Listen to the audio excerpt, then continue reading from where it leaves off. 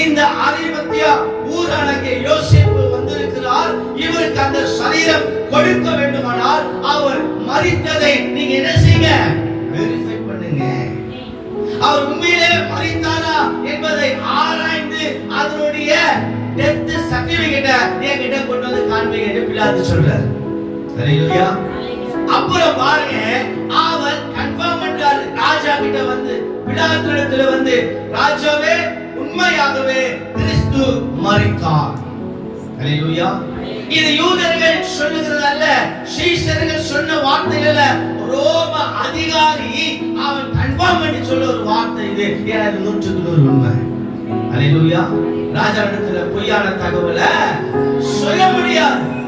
அப்ப இயேசு மரித்தார் என்பதை பிலாத்து நூற்றுக்கு அதிபதி மூலமாய் அவன் அறிந்து கொண்டதை இங்க வேதத்திலே வாசிக்கிறோம். தொடர்ந்து சரீரத்தை யோசேப்பினிடத்தில் கொடுத்தான். இயேசுவின் மரித்த சரீரத்தை இங்க கொடுக்குறாங்க. யோசேப்பினிடத்தில் ஹேண்ட் ஓவர் பண்றாங்க. ஹல்லேலூயா.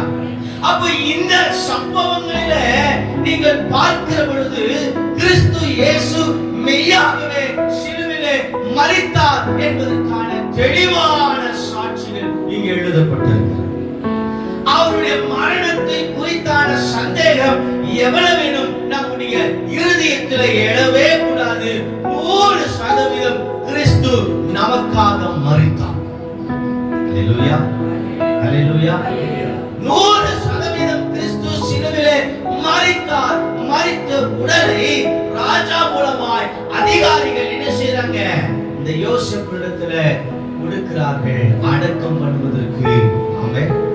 ஹல்லேலூயா.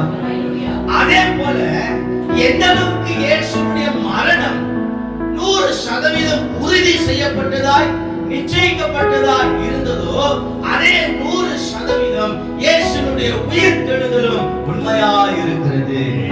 ஆமென். அதற்கும் சாட்சி இயேசு மரித்தார் என்பதற்கு அரிமத்தியாகிய யோசேப்பும் ஒரு சாட்சி, பிலாத்தும் ஒரு சாட்சி, நூற்றுக்கு அதிபதியும் ஒரு சாட்சி.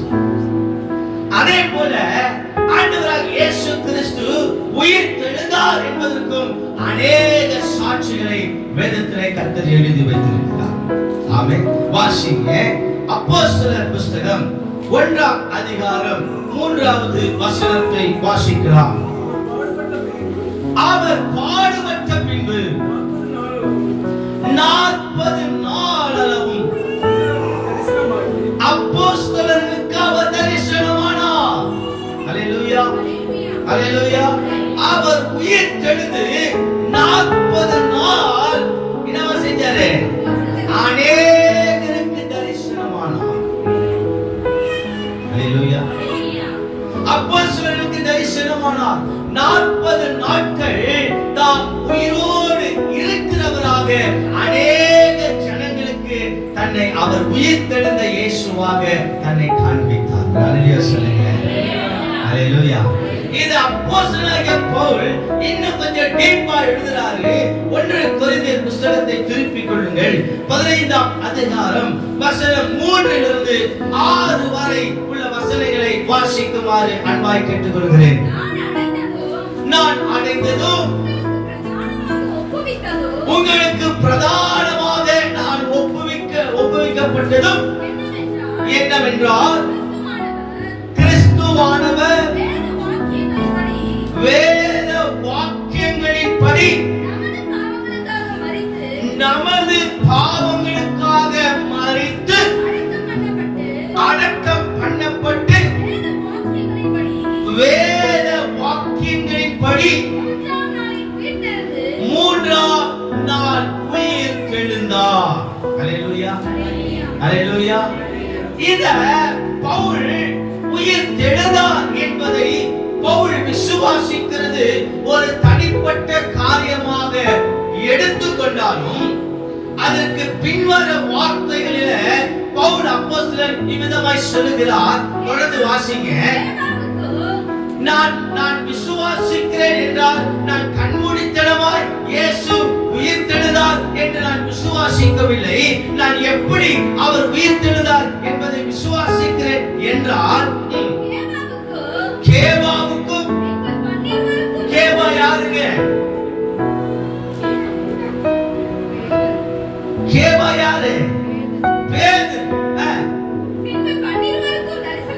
பின்பு 12 பேருக்கும் இயேசு தரிசனமானார். அதன் பின்பு 500 பேருக்கு அதிகமான சகோதரர். எத்தனை பேர் அல்லேலூயா சொல்றீங்க? கரங்களை உயர்த்தி அல்லேலூயா. கேபாவுக்கும் 12 சீஷர்களுக்கும் அப்போஸ்தலருக்கும் அவர் தரிசனமானது மின்றி அவர் மேலும் 500 பேருக்கும் தான் உயிரோடு எழுந்தவராக அவர்களுக்கு காட்சி அளித்தார். அல்லேலூயா. தொடர்ந்து வாசிங்க.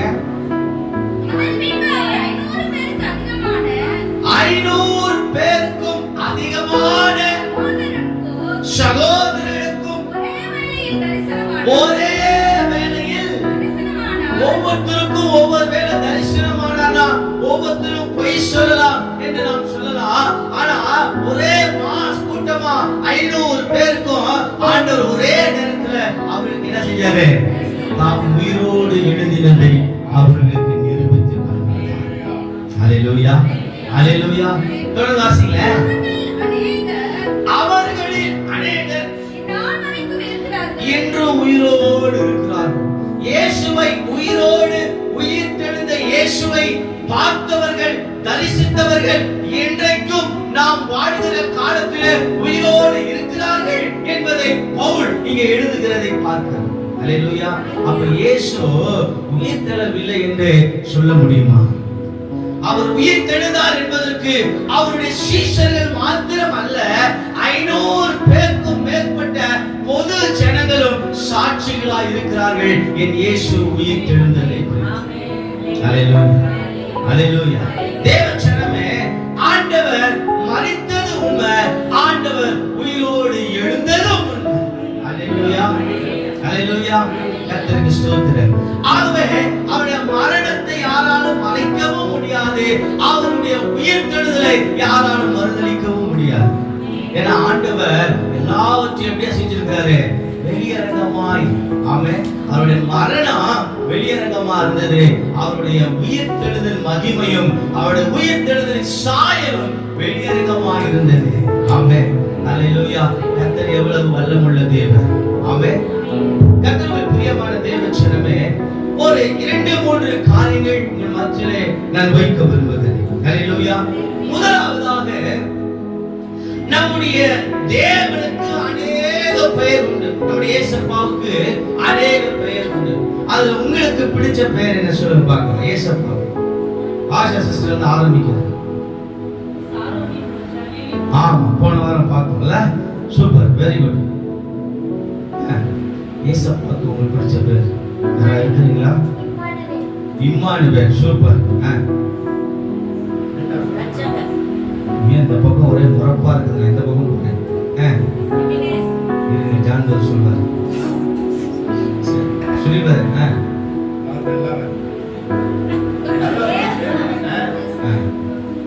ஆட்டுக்குட்டியானவர் சொல்லலாம். சமாதான பிரபு. அப்புறம் அதிலே பிடிச்சாங்க பத்தியா? ஆலோசனை கர்த்தர். Very good. நித்திய பிதாவே. அப்பா வசனம் அப்படியே போகுது.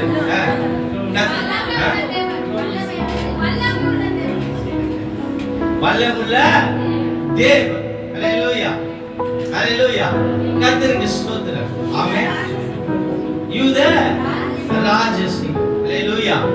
ஆண்டவராகிய இயேசு கிறிஸ்து அவர் ஜெய கிறிஸ்துவா இருக்கிறார். அல்லேலூயா. பக்கத்துல பார்த்து சொல்லுங்க, கரங்களை பிடிச்சு சொல்லுங்க, இயேசு ஜெய கிறிஸ்து. 1 சாமுவேல் புத்தகம் 15ஆம் அதிகாரம் 29ஆம் வசனத்தில் இவ்விதமாய் வேதம் சொல்கிறது, இஸ்ரவேலின் ஜெயபலமானவர். அல்லேலூயா. ஆண்டவராகிய இயேசு கிறிஸ்து எப்படிப்பட்டவர்? இஸ்ரவேலின் ஜெயபலமானவர். ஜெய கிறிஸ்து. ஆமென் சொல்லுங்க. அல்லேலூயா. அந்த இஸ்ரவேலின் ஜெயபலமானவர் ஜெய கிறிஸ்து எதை ஜெயித்தார்? மரணத்தை ஜெயித்தார். வாசிங்க ஏசாயா தீர்க்கதரிசன புத்தகம் 25ஆம் அதிகாரம் 8-9 வசனங்களை வாசிக்கலாம். மரணத்தை ஜெயமாக விழுங்குவார். அவர் மரணத்தை ஜெயமாக விழுங்குவார். கர்த்தராகிய தேவன், கர்த்தராகிய தேவன் எல்லா முகங்களிலும் இருந்து எல்லா முகங்களிலும் இருந்து கண்ணீரை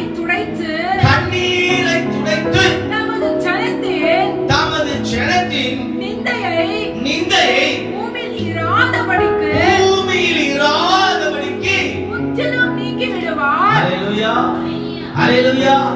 ஆண்டவர் எதை ஜெயித்தார்? அவர் மரணத்தை ஜெயித்தார். அல்லேலூயா சொல்லுங்களேன். அல்லேலூயா. ஆண்டவர் எதை ஜெயித்தார்? மரணத்தை ஜெயித்தார். பவுல் அப்போஸ்தலன் சொல்றாரு 1 கொரிந்தியர் புத்தகத்துல 15ஆம் அதிகாரம் 55ஆம் வசனத்துல அவர் மரணத்தை மாத்திரமல்ல பாதாளத்தையும் ஜெயித்தார். அல்லேலூயா. வாசிங்களேன். மரணமே உன் கூரெங்கே, பாதாளமே உன் ஜெயம் எங்கே?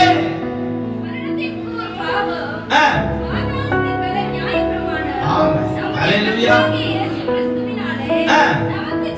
நமக்கு ஜெயம் கொடுக்கிற தேவன், நமக்கு மரணத்திலிருந்தும் பாதாளத்திலிருந்தும் ஜெயம் கொடுக்கிறவர் ஒரே ஒரு தெய்வம், அது நம் ஆண்டவராகிய இயேசு கிறிஸ்து. வேற எந்த தெய்வத்தினாலும் எந்த மனுஷத்தினாலும் மரணத்திலிருந்து பாதாளத்திலிருந்து நமக்கு ஜெயத்தை கொடுக்கவே முடியாது, இயேசு ஒருவரை தவிர. ஏன்னா அவர் மாத்திரம்தான் மரணத்தையும் பாதாளத்தையும் ஜெயித்த தேவனா இருக்கிறார். மரணமே உன் கூரெங்கே, பாதாளமே உன் ஜெயம் எங்கே? மரணமே உன் கூரெங்கே, பாதாளமே உன் ஜெயம் எங்கே? மரணத்தை ஜெயித்த ஆண்டவர் இயேசு எனக்குள் வந்து விட்டார். ஆவை அழித்து அழியா வாழ்வை எனக்கு தந்து விட்டார். மரணத்தை ஜெயித்த ஆண்டவர் இயேசு எனக்குள் வந்து விட்டார். சாவை அழித்து அழியா வாழ்வை எனக்கு தந்து விட்டார். பயமில்லையே பயமில்லையே ஜெயமெடுத்தார் ஜெயமெடுத்தார்.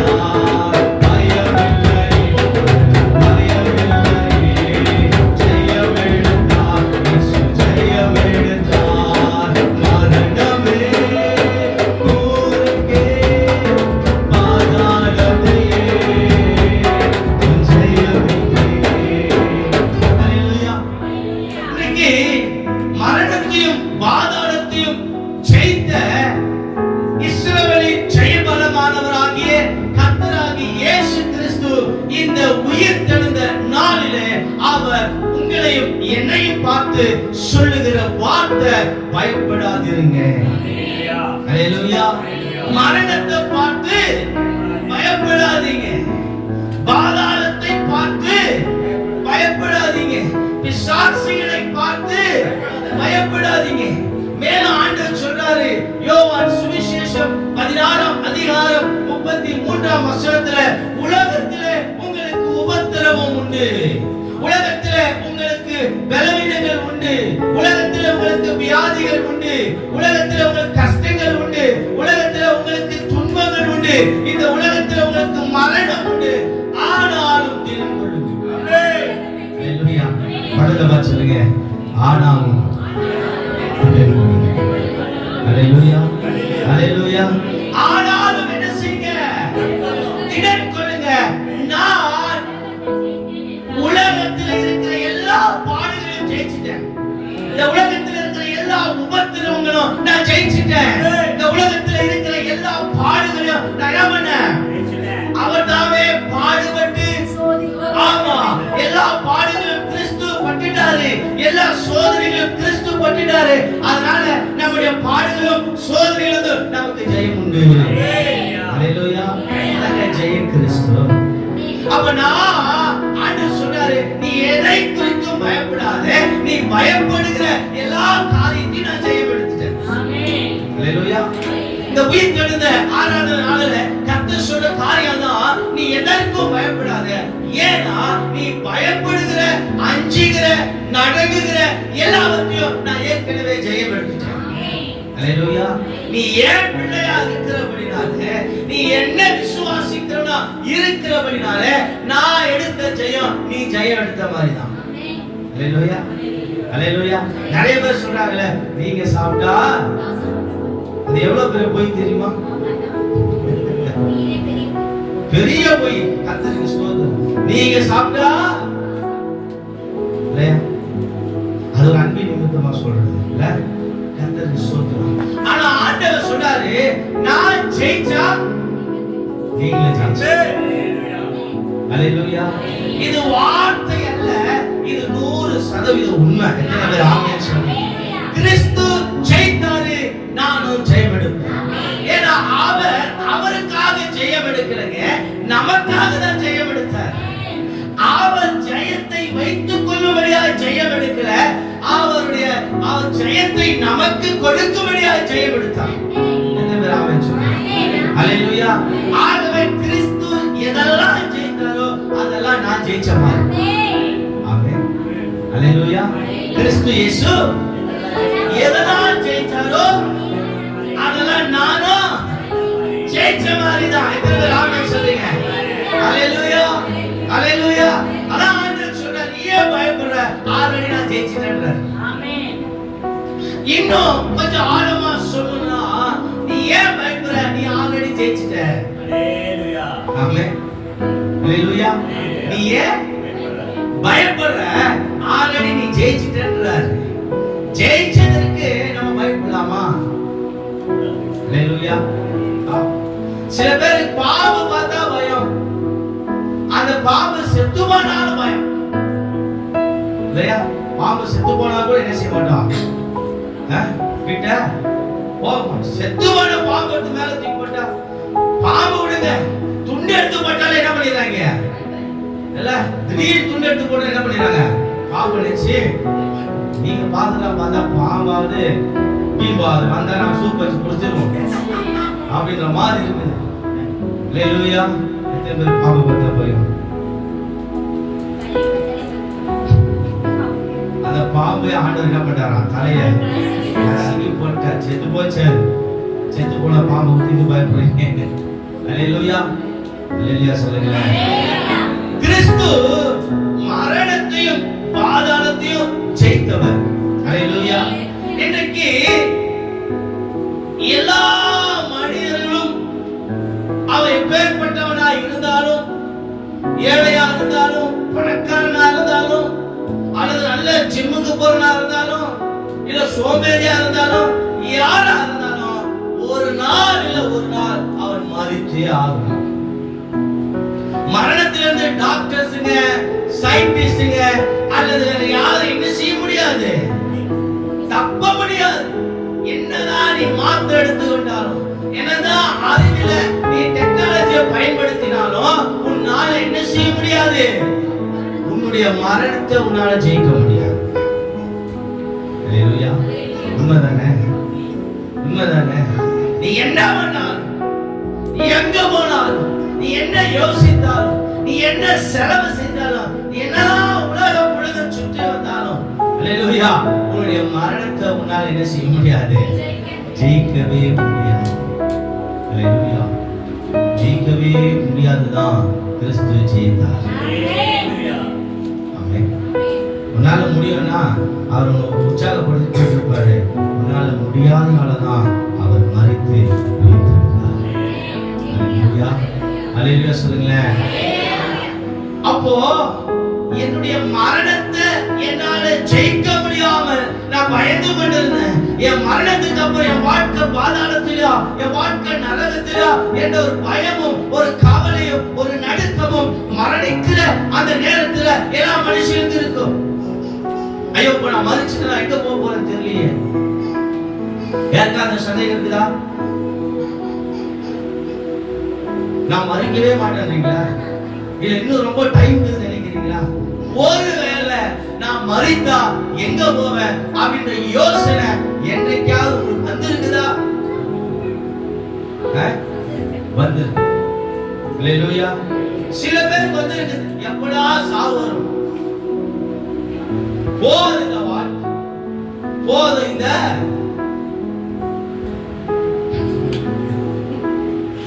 அல்லேலூயா. உன்னை கட்டதுக்கு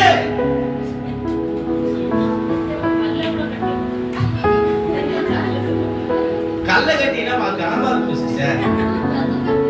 பாத்தீங்களா? அவங்க அம்மிக்கல்ல சொல்றாங்க. ஹalleluya. நிறைய நேரத்துல சொல்லுவோம், ஏன்டா இந்த வாழ்க்கை? பாத்தியா? அனிதா போதும் போதும் ஆயிடுச்சு வாழ்க்கை. கர்த்தருக்கு ஸ்தோத்திரம். இல்லையா? நிறைய பேருக்கு ஒரு செழிப்பு, ஒரு சலிச்சிரும் பாருங்க. இல்லையா? சில நேரத்துல நிறைய கஷ்டம், நிறைய பாடு, நிறைய உபத்திரவம் வரும்போது நம்ம என்ன பண்ணிடுறோம்? எதுக்குடா இந்த வாழ்க்கை? ஏன் நம்ம வாழணும்? இல்லையா? நிறைய பேர் கடன் பாரத்தினால, கடன் பிரச்சனை, குடும்ப பிரச்சனை, நிறைய பேர் தற்கொலை என்ன பண்ணிடுறாங்க? செய்து கொண்ட ஜீவனை என்ன பண்ணிடுறாங்க? டைரக்டா பாதாளத்துல போயிடுறாங்க. தற்கொலை பண்ணி கொள்கிற எந்த ஒரு மனுஷனா இருந்தாலும், பாஸ்டரா இருந்தாலும் சரி, பெரிய நீதிமானா இருந்தாலும் சரி, யாரா இருந்தாலும் சரி, தற்கொலை செய்து கொண்டா பாதாளம் நரகம் தான். ஹalleluya, ஹalleluya. எவ்வளவு நல்லவனா இருந்தாலும் சரி, தற்கொலை செய்து கொள்வது, இந்த உயிரை எடுத்துக் கொள்வது உங்களுக்கு அதிகாரம் இல்லை. ஹalleluya. அதனால அந்த மாதிரி ஒரு எண்ணம் உங்களுக்குள்ள வரவே கூடாது. சாதனுடைய சாவை இசைகள் 18ஆம் அதிகாரம் வாசிச்சு பாருங்க. அந்த ஆண்டவர் என்ன செய்தல? அவனுடைய மரணத்தை ஆண்டவர் விரும்புறதில்ல. நீ மரணத்தை விரும்பினா அவர் ஏன் வந்து மரித்திருக்கணும்? ஹalleluya, ஹalleluya. நீ மரிக்கிறது அவருக்கு எவ்வளவு வேணும்? விருப்பமே இல்ல. அதனால அவர் மரிச்சார் நமக்காக. ஏன்னா நாம மரிச்சா நரகத்துக்கு போயிடுவோம். ஆனா ஆண்டவர் மரித்து உயிர் தெழுந்து நம்ம பரலோகத்துக்கு கூட்டிட்டு போறார். அதனாலதான் மரணத்தை ஜெயிச்சார். ஏன் மரணத்தை ஜெயிச்சாரு? பரலோகத்துக்கு கூட்டு போகணும். ஹalleluya, ஹalleluya. அதான் சொல்றாரு, மரித்து உயிர் தெழுந்து பரமேறுவதற்கு முன்பதா ஆண்டவர் என்ன சொன்னார்? சீசரை பார்த்து, நான் போய் பங்களாவை, அபார்ட்மெண்ட் ஆயத்தப்படுத்திட்டு அப்புறம் சொல்லுங்க. லாவண்யா சிஸ்டர், உங்களுக்கு வீடு வாடகை மேல இந்த வீடே போதுன்றீங்களா? அப்ப சொல்லுங்க. ஏசப்பா எல்லாருக்கும் ஒரு வீடு வச்சிருக்கிறார் பரலோகத்துல. ஹalleluya, ஹalleluya. சொல்றவங்களுக்கு பெரிய வீடு ஆண்டவர் கொடுப்பார். பெரிய வீடு எல்லாருக்கும். கர்த்தருக்கு ஸ்தோத்திரம். இல்லையா? நம்ம எல்லாருக்கும் ஒரு சொந்த வீடு. சொந்த வீடே இல்லைன்னு கவலைப்படாதீங்க. பரலோகமே என் சொந்தமே. ஹalleluya. பரலோகம் எங்க என்று சீக்கிரமா காணும்னா சொல்லுங்க, ஏதாவது ஏற்பாடு பண்ணலாம். ஹalleluya. நான் போய் உங்களுக்காக சரத்தை ஆயத்த பண்ணின பின்பு 2000 வருஷத்துக்கு முன்னாடி சொன்னார். ஒரு பில்டிங், ஒரு வீட்டை 2000 வருஷமா கட்டுவாங்க இல்ல? இல்லையா? எவ்வளவு அங்கேயுமா இல்ல? இது 2000 வருஷம் முன்னாடி சொல்லிட்டு போனாரு. என்ன சொல்லிட்டு போனாரு? என்ன சொல்லிட்டு போனாரு உங்ககிட்ட? நான் போயிட்டு நிச்சயமாக ஒரு பியூட்டி பார்லர் ஆயத்தப்படுத்திட்டு வந்து கூட்டு போறேனாரா? ஆயத்தப்படுத்திட்டு நான் என்ன பண்ண போறேன்? நான் இருக்கிற இடத்திலே நீங்களும் இருக்கும்படி நான் மறுபடியும் வந்து உங்களை என்னிடத்தில் சேர்த்துக் கொள்ளுவேன். ஹalleluya, ஹalleluya. இந்த பாட்டு பாடலாமா? நம்ம ஜான் பேருக்கு ரொம்ப பிடிக்கும். பரலோகமே சொன்னமே. எப்படியாவது பாடிடுங்க, யாராச்சும் பாடிடுங்க. உள்ள ஏங்குதப்பா. ஆனா பயப்படுறாங்க பாடுறதுக்கு நிறைய பேர். நாம பாடலாங்க, நம்மள வச்சுதான் யாரும் பாடக்கூடாது. பாடுமா? பாட்டு பிரதர்காக டெடிகேட். பரலோகமே சொந்தமே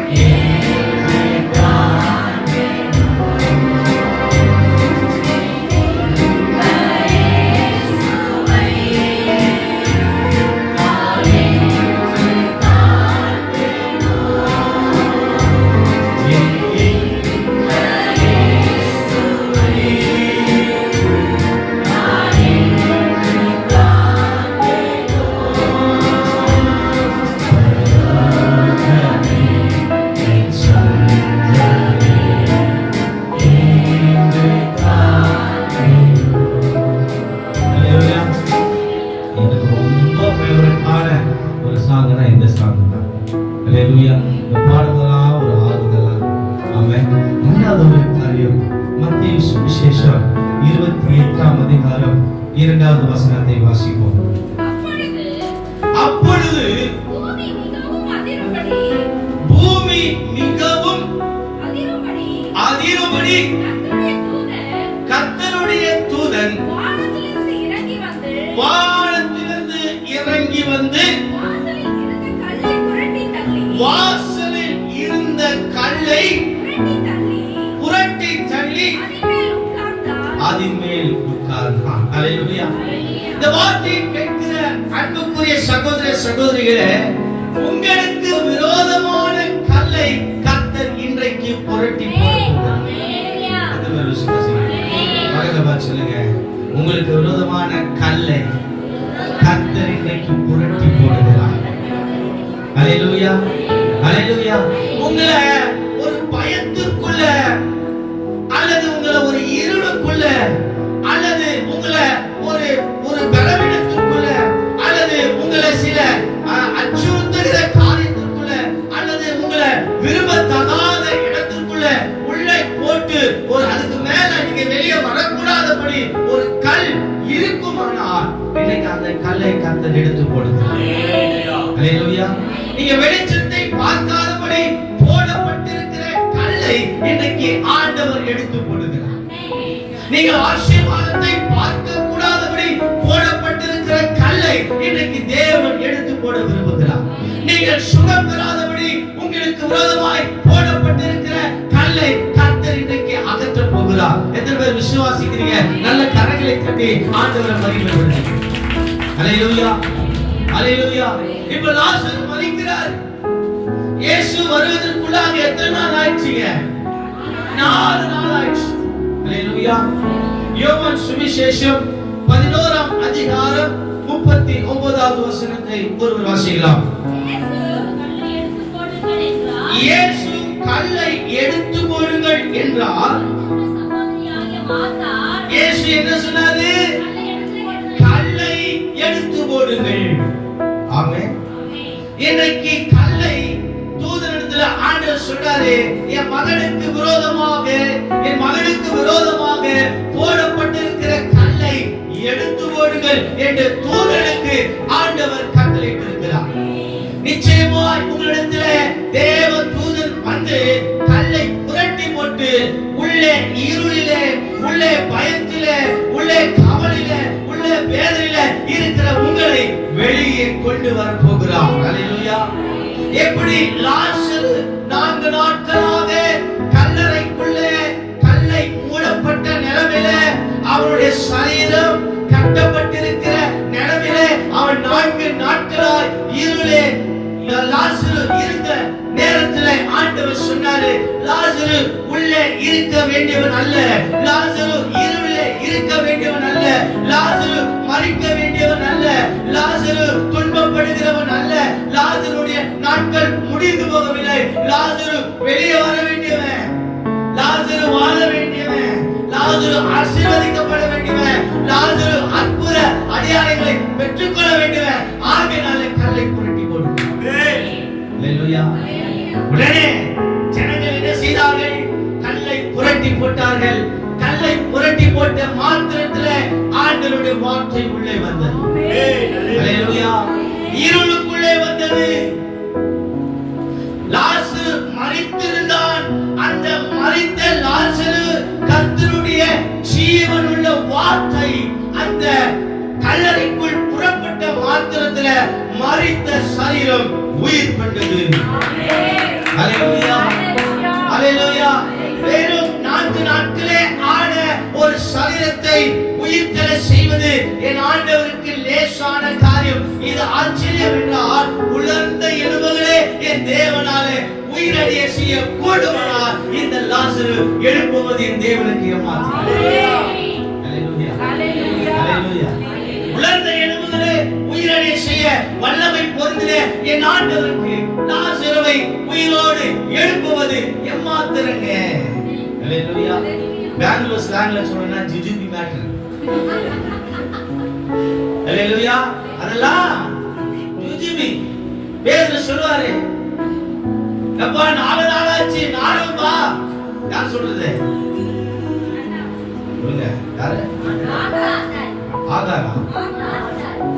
மார்த்தாள் சொல்றாங்க, என்ன சொல்றாங்க? கல்லை புரட்டி போடுங்கள். இயேசு ஆல்ரெடி கண்ணீர் விட்டுகிறாரு, துக்கத்துல இருக்கிறாரு, வேதனை இருக்கிறாரு. சரி, ஒரு அற்புதம் செய்வோம். அப்படியப்பா அந்த கல்லை எடுத்து போடுங்கப்பா. அழுவ உடனே அந்த அம்மா வந்து கொடுத்தாரு. வேண்டாம், நோ.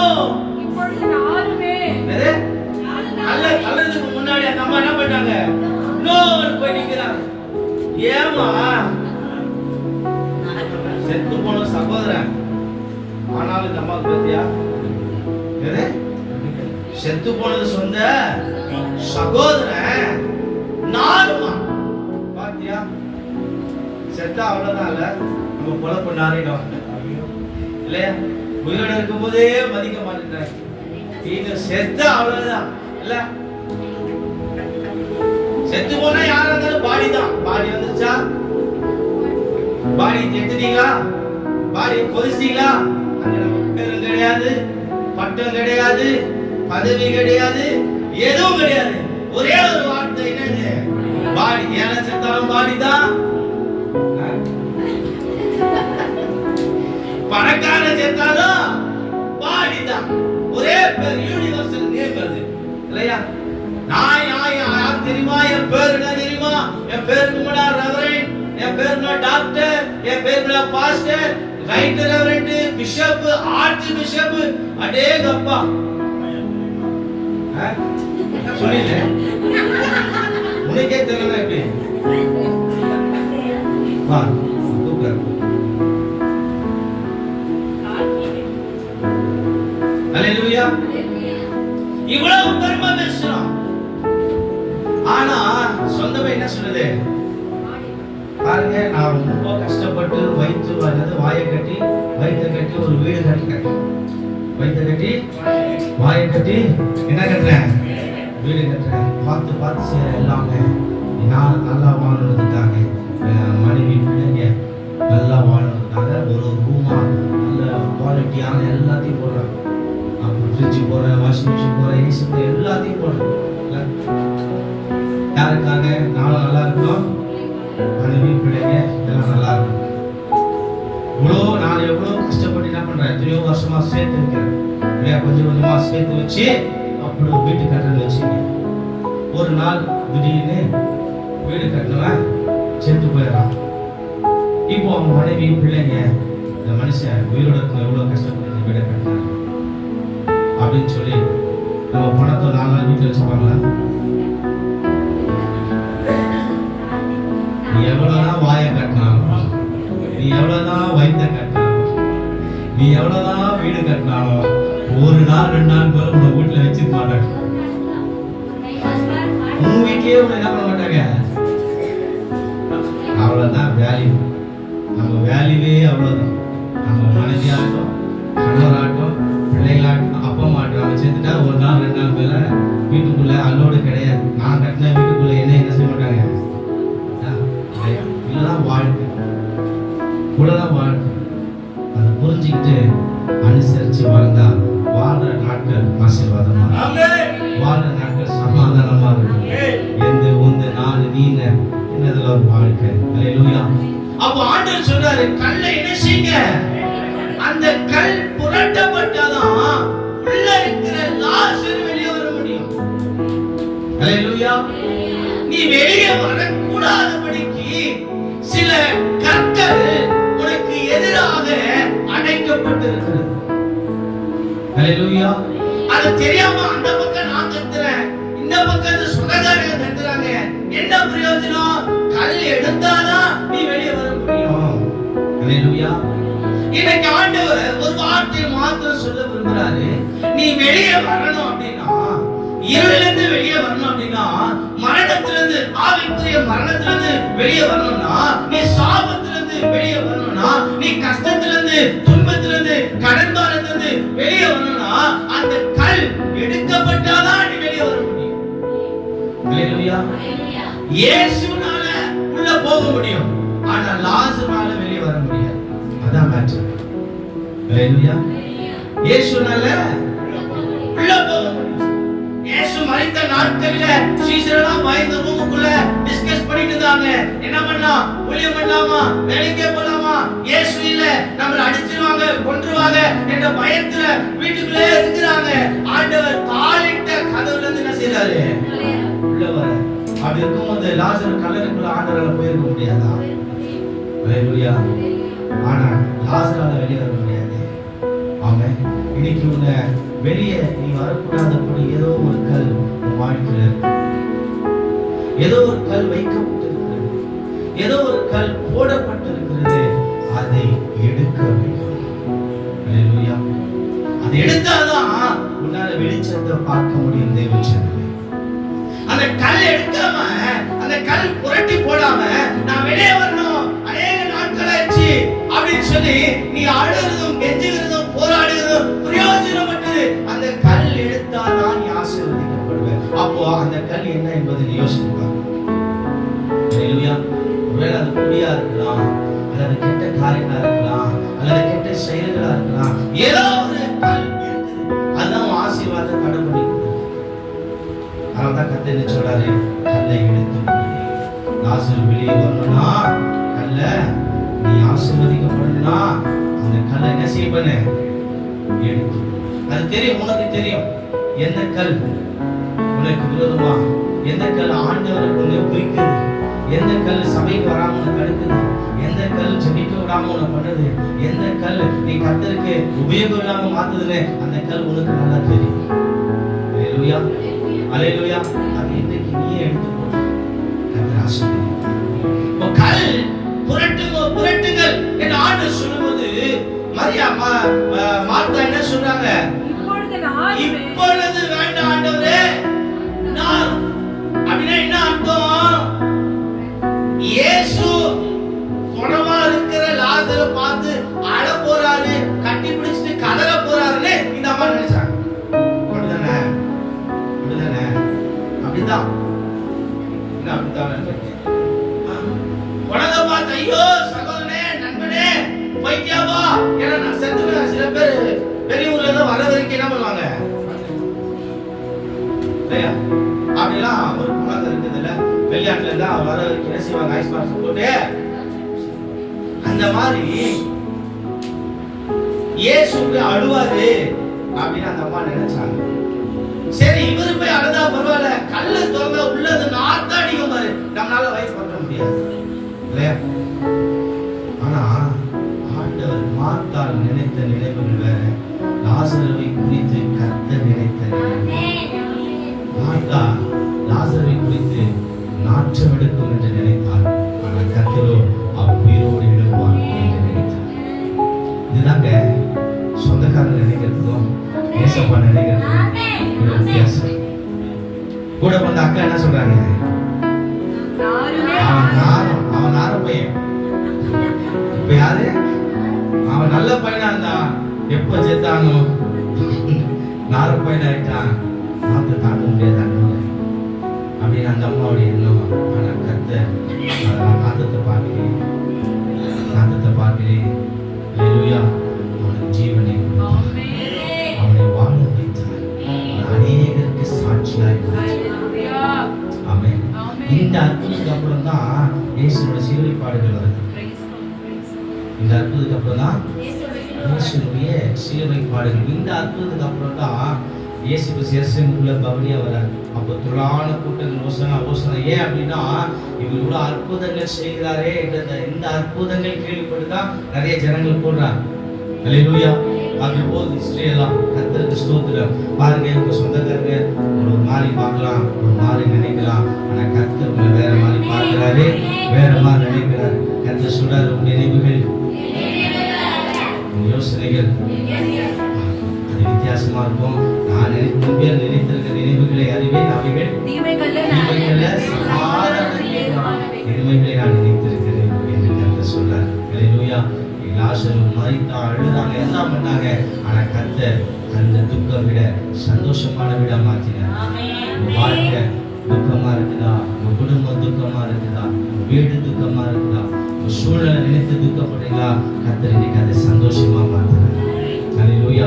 ஏன்னா உயிர் தெழுந்த கிறிஸ்து இருக்கிறார். ஹalleluya. உயிர் தெழுந்த கிறிஸ்து இஸ்ரவேலின் ஜெயபாரமான மரணத்தை ஜெயித்தவர், பாதாளத்தை ஜெயித்தவர் நம்முடைய ஆண்டவரா இருக்கிறார். உலகத்தில் இருக்கிற பாடுகளை உபத்திரவங்களை ஜெயித்தவர் நம்மோடு கூட இருக்கிறார். நம்மை எதிர்த்து பயப்படாத. ஹல்லேலூயா. கர்த்தர் சொல்றார், இதுக்கும் எல்லாத்தையும் நான் ஜெயிச்சேன், நீ பயப்படுற எல்லாத்தையும் நான் ஜெயிச்சிட்டேன். ஹல்லேலூயா. அடுத்து லாஸ்ட் ஒரு காரியத்தை பார்த்து முடிச்சிடலாம். இயேசு மரித்து 3வது நாள் என்ன செஞ்சாரு? இந்த 3 நாள் என்ன செய்தார்? பாதத்தில் இறங்கி கொஞ்ச பாய் போட்டு படுத்துட்டு அப்புறம் ஏன் வந்தாரா? வாசிங்க 1 பேதுரு புத்தகம் 3ஆம் அதிகாரம் வசனம் 18, 19, 20 வாசிக்க முடிக்கலாம். நம்மை தேவனிடத்தில் சேர்க்கும்படி அநீதி உள்ளவர்களுக்கு பதிலாக நீதி உள்ளவராய் பாவங்களை விடுத்தார். ஒரே தரம் பாடுபட்டார். மாம்சத்திலே கொலை உண்டு, ஆவியிலே உயிர்ப்பிக்கப்பட்டார். நல்லா கவனிக்கணும். அந்த ஆவியிலே அவர் போய் பாதாளத்துக்கு போறாரு. சிஸ்டர் சொன்னது போல அங்க போய் காவலில் உள்ள ஆவிகளுக்கு அந்த 3 நாள் என்ன செஞ்சாரு? அங்கேயும் போய் ஊழியம் பண்றாருங்க. ஹல்லேலூயா. ஹல்லேலூயா. எங்க போய் ஊழியம் பண்றாரு? பாதாளத்துல போய் கிறிஸ்து இயேசு என்ன செஞ்சாரு? ஊழியம் பண்ணி கொண்டிருக்கிற ஆமென் சொல்றீங்க. எவ்வளவு பெரிய ஆத்மா தாகம் பாத்தீங்களா? தாகத்தை குறித்து பேசிட்டு இந்த பாயிண்ட் எடுத்து பேசிருக்கலாம். ஆத்மா தாகத்தை குறித்து. ஹல்லேலூயா. அப்போ பாருங்க, இந்த காவலில் உள்ள ஆவிகளுக்கு பிரசங்கம் பண்ணினார். சுவிசேஷம் பிரசங்கம் பண்ணினார். அவங்களுக்கு சுவிசேஷம் தேவையில்லை. மரித்தவர்களுக்கு சுவிசேஷம் தேவைப்படாது. யூஸ்லெஸ். சில பேர் மரித்தவர்களுக்காக ஜெபம் பண்ணுங்க, அவர் பரலோகத்துக்கு போறதுக்காக ஜெபம் பண்ணுங்க அப்படின்னு சாவுல போய் நம்ம வச்சு என்ன பண்ணாங்க? நம்மள சாப்பிடுவாங்க. செத்து போனா அவ்வளவுதான். யாரும் வந்து என்ன செய்ய முடியாது. பரலோகத்து ரெக்கமெண்டேஷனா பண்ண முடியாது. ஆத்மா சாந்தி அடைறதுக்காக ஜெபம் பண்ணுங்க முடியாது, வாய்ப்பு இல்ல. வாசிங்க. அந்த ஆவிகள் எந்த ஆவிகளுக்கு ஆண்டவர் பிரசங்கம் பண்ணாரு? இதுல அப்பப்போ போன் பண்ணி கேட்பாங்க, நேர்ல கேட்பாங்க. அவங்க பரலோகம் தான் போயிருப்பாங்களா? அவங்க ஏசப்பா கூட தான் இருப்பாங்களா? இல்லன்னா என்ன பண்ணுவேன் இல்லையா? செத்து போனதுக்கு அப்புறம் நீ சந்தேகப்பட்டாங்க, சந்தேகப்பட்ட முடிஞ்சு போச்சு, அவ்வளவுதான். அவங்க எங்க இருக்காங்க டிசைட் பண்ணாங்க. ஹல்லேலூயா. காவலுள்ள ஆவி. அது எந்த ஆவி? நோவாவின் காலத்திலே கீழ்ப்படியாமல் செத்துமான ஆவி. ஹல்லேலூயா. ஏன் அந்த ஆவி போய் பிரசங்கம் பண்றாங்க? நம்ம தூங்கிடுறோம், அவங்க செத்து போயிட்டாங்கல்ல, அவங்களுக்கு தூக்கம் வர, அதனால ஆண்டவர் அவங்க என்ன பண்ணாரு? நீங்க அந்த மாதிரி தான் இருக்கிறீங்க. ஏமா இயேசுவின் நாமத்துல ஏன் அந்த ஆவி போய் பிரசங்கம் பண்ண? உங்க ஆவியே சரியில்லை. சரி, கர்த்தருக்கு ஸ்தோத்திரம். பாருங்க, நோவா 120 வருஷம் என்ன செய்றாரு? பிரசங்கம் பண்றாரு. இயேசுவை குறித்து பிரசங்கம் பண்றாரு. வார்த்தையை குறித்து பிரசங்கம் பண்றாரு. அதெல்லாம் யாரும் கேட்கல, நம்பல, கீழ்ப்படியில, விசுவாசிக்கல, மரித்து போனார்கள். ஆனா அவங்களுக்கெல்லாம் நோவா பிரசங்கித்த அந்த வார்த்தையாகிய தேவன் நான் தான் என்பதை அவர்களுக்கு பிரசங்கித்தார். இத்துடன் செய்தி நிறைவு பெறுகிறது. மீண்டும் அடுத்த வாரம் உங்களுடைய செய்திகள் தொடரும். அப்படின்னு சொல்லி முடிச்சலாமா? சொல்லுங்க.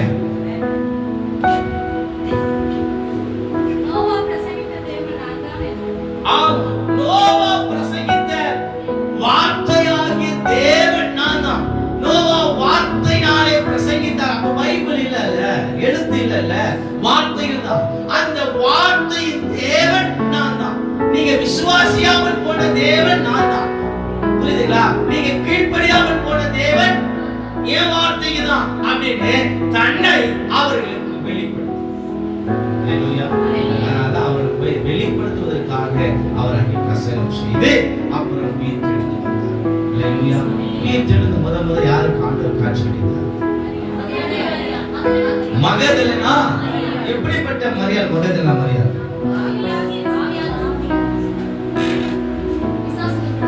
எத்தனை பிசாசு? 7 பிசாசு இந்த அம்மா உடம்புல.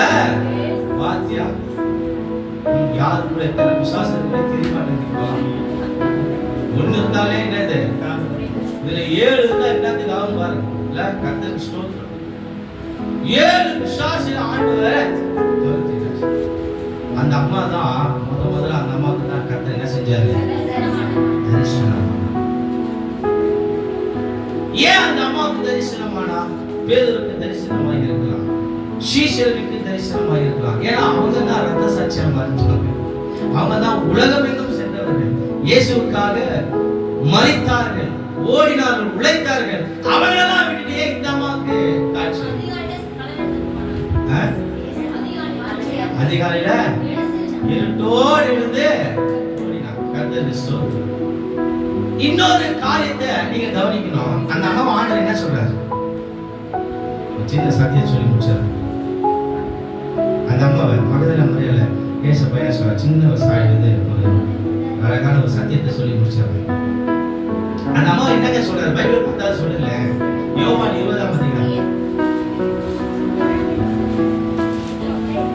ரைட், அதுக்கு முன்னாடி ஒரு சின்ன சத்தியத்தை சொல்லி முடிக்கலாம்.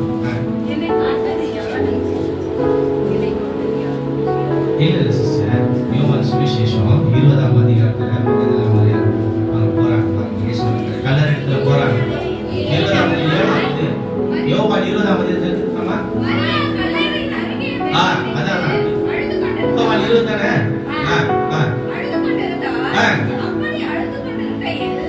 அவன் குனிந்து கல்லறைக்குள்ளே பார்த்து இயேசுவின் சரீரம் வைக்கப்பட்டிருந்த இடத்தில் வெள்ளுடை தரித்தவர்களாய் 2 தூதர்கள் அது கரெக்ட்டா ஸ்கிப் பண்ணிடுவாங்க. இயேசுவோட இன்ட்ரோடக்ஷன் வர பாருங்க. அவர்கள் அவரை நோக்கி, ஸ்திரீயே ஏன் யாரு? இல்ல அது வாசிங்க அப்படியே அது. அவர்கள் அவரை நோக்கி, தூதர்கள் அவரை நோக்கி ஸ்திரீயே ஏன் ஹalleluya. இந்த சம்பவத்துல ஒரு சத்தியம் அடங்கி இருக்கு. அது இந்த சம்பவம் எங்க நடக்குது? கல்லறை எங்க இருக்குது? கல்லறை தான் இருக்குதா?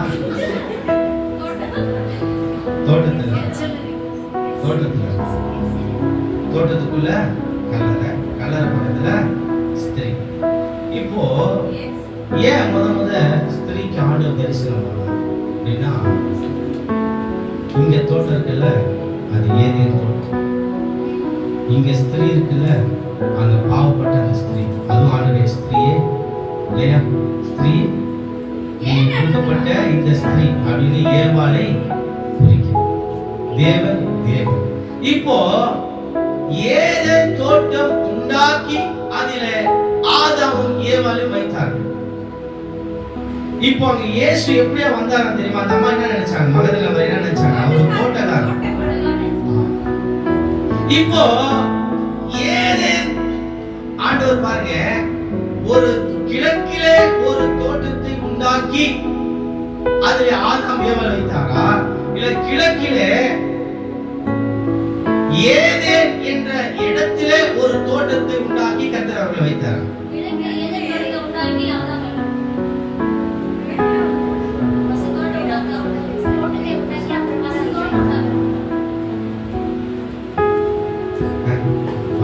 வாய்ஸே வர மாட்டேங்குது. நாங்கெல்லாம் நித்திரையில் இருக்கிறோம். 3ஆம் ஆண்டு வரைக்கும் ஆண்டவரோடு பேசிக் கொண்டு இருக்கிறீங்களா? அல்லேலூயா. ஏதேன் என்ற ஒரு இடத்துல ஒரு தோட்டத்தை உண்டாக்கி கர்த்தர் வைத்தார். ஆதாமுக்கு கொடுத்த முதல் வேலை என்ன? தோட்டக்கார வேலை. தோட்டி ஆதாம், அத வேற தோட்டக்காரன் இல்லையா? இப்போ இங்க இயேசு யாராய் தன்னை காண்பித்தாரே? தோட்டக்காரனா காண்பிச்சார். அல்லேலூயா. இப்போ ஏதேன் தோட்டத்துல அவர்கள் பாவம் செய்து பரிசுத்த மேன்மையை இழந்து ஆவிக்குரிய மரணத்தை அடைந்தார்கள். இங்க எங்க ஏதேன் தோட்டத்துல. ஆனா இங்க ஒரு தோட்டம் அந்த தோட்டத்துல ஒரு கல்லறை. அந்த கல்லறை எதற்கு அடையாளமா இருக்குது? மரணத்திற்கு அடையாளமா இருக்கு. புரியுதுங்களா? இயேசு இப்போ தோட்டக்காரனா இயேசு வந்தார் பாத்தீங்களா? அந்த தோட்டமும் ஏதேன் தோட்டத்துக்கும் ஒரு கனெக்ஷன் இருக்கு. புரியுதா இல்லையா நான் சொல்றது உங்களுக்கு? ஹalleluya. இப்போ அந்த ஏதேன் தோட்டத்துல ஆதாமும் ஏவாளும் ஆவிக்குரிய மரணத்தை அடைந்தார். அதற்கு அடையாளமா தான் இந்த தோட்டத்துல கல்லறை வைக்கப்பட்டிருக்கு. புரியுதுங்களா? அங்க பிசாசு ஏவாளை எப்படி வஞ்சித்தான்? ஸ்திரியே எப்படி வஞ்சித்தான்? ஸ்திரியே என்று சொல்லி வஞ்சித்தான். இன்னைக்கு சிஸ்டர் ரொம்ப பாசமா கூப்பிடுறதெல்லாம் கொஞ்சம் டேஞ்சர் நினைக்கிறேன். உஷாரா இருக்கு பிரதர் அப்படின்னு ஆரம்பிப்பாங்க. ரொம்ப கேர்ஃபுல்லா இருக்கு. ஹalleluya. ஸ்திரியே அப்படின்னு சொல்லி பிசாசு என்ன பண்ணா? அந்த தோட்டத்துல ஏதேன் தோட்டத்துல இப்போ இந்த தோட்டத்துல தோட்டக்காரனாகிய இயேசு கிறிஸ்து மறுபடியும் மகதலேனா மரியாதை பார்த்து என்ன சொல்றாரு? அங்க அந்த ஸ்திரீ ஏமாற்றப்பட்டால், இங்கே இந்த ஸ்திரீ ஏமாற்றப்படவில்லை. ஹalleluya. அங்கே முதலாம் ஆதாமாகிய முதல் மனிதனாகிய ஆதாம் அந்த தோட்டத்துல அவன் தோற்று போனான். இரண்டாம் ஆதாமாகிய இயேசு கிறிஸ்து இந்த தோட்டத்துல உயிர்த்தெழுந்து ஜெயமாய் மாற்றினார். ஹalleluya.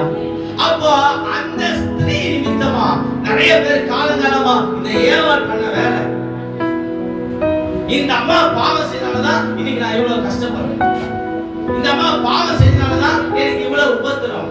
நம்ம நிறைய நேரத்துல என்ன செஞ்சிருக்கிறோம்? ஏவாள திட்டி தீர்த்திருக்கிறோம். நான் ரொம்பவே திட்டி தீர்த்திருக்கிறேன். அப்படி யாரும் திட்டி இருக்கிறீங்களா? கர்த்தருக்கு ஸ்தோத்திரம். அப்ப ஏவாள பழி போட்டு நல்லா திட்டி இருக்கிறோம் நிறைய நேரத்துல.